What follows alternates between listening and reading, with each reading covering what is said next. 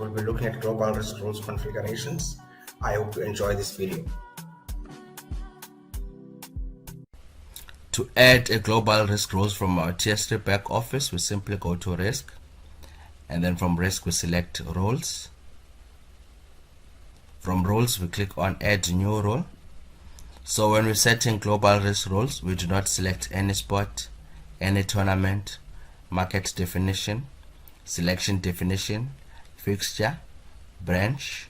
However, we do have an option of selecting the punter liability profile in which we want the global risk rules to apply to. By selecting a specific punter liability profile, the risk rules will apply to the selected punter liability profile. We also have an option of setting or selecting the number of flags in which we want the global risk rules to apply to. By setting the number of flags, we'll be controlling the number of flags in which we want the global risk rules to apply to. If we want our global risk rules to only apply to one leg, then we're going to indicate on our selection, or if we want the number of legs to be 2, then we're going to indicate from the first to the second leg. So in this case we'll just say only one leg. We also have an option of setting the minimum price per leg, the minimum stake. So we're going to set our minimum stake to be 2 rands, our maximum stake to be 150. We also have an option of selecting the maximum liability.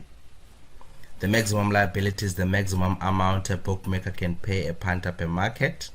So we're going to set our maximum liability to be 1,000.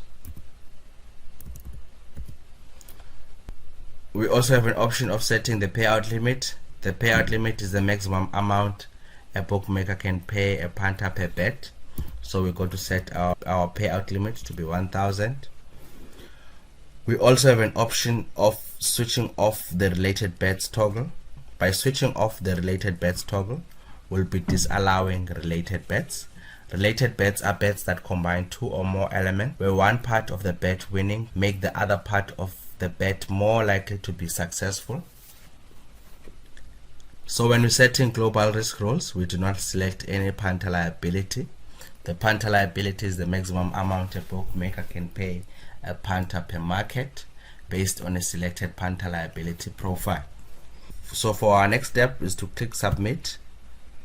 Then our global risk rules will sit on our TS3 back office. The bookmaker has 2 options of editing the global risk rules. This will apply to the minimum stake, maximum liability, payout limit, and the punter liability.